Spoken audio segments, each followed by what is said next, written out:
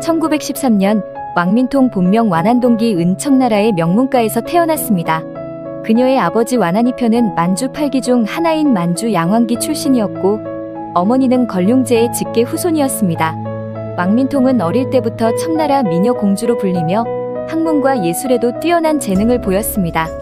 9살의 왕민통은 황제 푸이와 황후 완롱의 결혼식을 지켜보았습니다.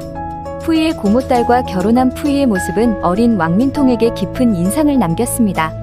결혼식 중 푸이가 그녀에게 미소를 지으며 인사를 건넸고 왕민통은 얼굴을 붉히며 부끄러워했습니다.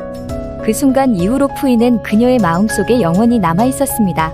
1929년 17살이 된 왕민통은 애신강나 집안의 남자와 약혼했으나 그는 수많은 여배우와 연문을 뿌리고 다녔으며 바람둥이로 소문이 자자했습니다. 그녀는 어머니에게 그런 남자와 결혼하고 싶지 않다며 단호하게 거절한 후 어머니를 따라 베이징으로 돌아갔습니다. 그곳에서 유명한 경극 배우 맹샤오동과 가까워지며 새로운 세계를 경험하게 되었습니다. 맹샤오동은 왕민통에게 경극의 세계를 소개하며 그녀에게 새로운 삶의 방식을 보여주었습니다. 그녀의 삶에 잠시 새로운 변화의 바람이 부는 듯했습니다. 함께 경극을 보러 다니고 직접 화단 역할을 해보았습니다. 그러나 맹샤오동은 메란방의 어머니 장례식에서 다른 부인과 시비가 붙어 메란방과 헤어지게 되었고 다시 남자가 생기면서 재혼을 하고 베이징을 떠났습니다. 완안동기와의 인연도 끝나게 되었습니다. 만주국이 세워진 후 푸이는 동생 부거를 중국인 귀족 집안의 여성과 결혼시키려 했습니다. 이 혼담의 대상이 바로 완안동기였습니다.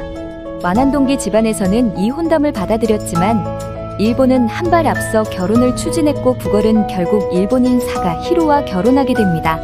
결혼이 다시 무산되자 왕민통은 어머니와 다시 베이징의 집으로 돌아갈 수밖에 없었습니다. 그 일로 푸이를 다시 만난 왕민통은 어린 시절에 보았던 푸이가 자신의 기억에서 여전히 사라지지 않고 있다는 것을 알았습니다. 비록 어린 시절에 본 그의 모습과는 많이 달라져 있었다고 해도 그는 여전히 황제였고 그것은 그녀의 마음을 설레게 했습니다. 그녀의 마음은 다시 푸이를 향했습니다. 중화인민공화국이 수립된 후 완안동기는 왕민통이라는 이름으로 조용히 살게 되었습니다. 1956년 푸이가 중국의 부순 전범재판소에서 10년을 보내고 특별사면으로 출소했습니다. 출소한 지 몇 년 되지 않았을 때 왕민통의 어머니는 푸이의 셋째 여동생을 통해 푸이를 저녁 식사에 초대했습니다. 그는 그녀의 집으로 갔습니다. 왕민통의 어머니는 푸이가 자신의 딸의 마음을 알아주기를 바랐습니다. 왕민통은 푸이에게 강한 애정을 보였지만 푸이는 이후에 왕민통이 자신을 좋아한다는 사실을 알고는 두 번 다시 그 집에 가지 않았습니다. 결국 왕민통이 그를 찾아갔습니다. 푸이는 왕민통을 옛 시절의 황실과 가문에 매달려 있는 여자로 보았고 자신은 더 이상 황제도 고귀한 혈통도 아니고 왕민통 역시 마찬가지라고 말하며 그녀의 마음을 거절했습니다. 푸이는 감옥 생활을 한 후 건강이 좋지 않았고 아내가 필요했지만 좋은 집안의 여자를 원치 않았습니다. 그는 자신을 돌봐줄 여자가 필요했습니다. 왕민통으로서는 푸이가 이혼한 간호사인 리수셴 같은 여자를 좋아한다는 것을 이해할 수도 받아들일 수도 없었습니다. 푸이의 병실은 하루 한 사람에게만 면회를 허용했는데 언제나 방문권은 왕민통이 받아 그를 찾아갔습니다. 그의 아내인 리수셴이 병원에 오면 병동 밖에서 기다릴 수밖에 없었습니다. 어느 날 왕민통은 푸이에게 종이 한 장을 내밀었는데 병원에서 뗀 순결 진단서였습니다.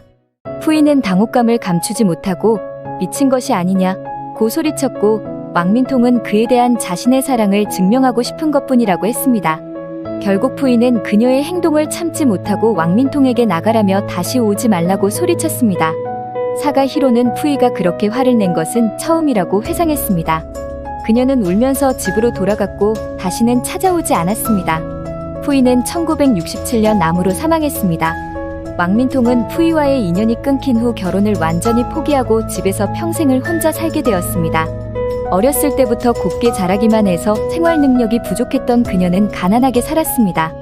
걸륭제 시절의 귀한 그릇을 100만 위안이 아니면 팔지 않겠다고 고집하다가 친척에게 공짜로 줘버린 일화는 그녀의 자존심을 보여줍니다. 왕민통은 가난과 고독 속에서 살았지만 귀족의 자존심은 끝까지 지켰습니다.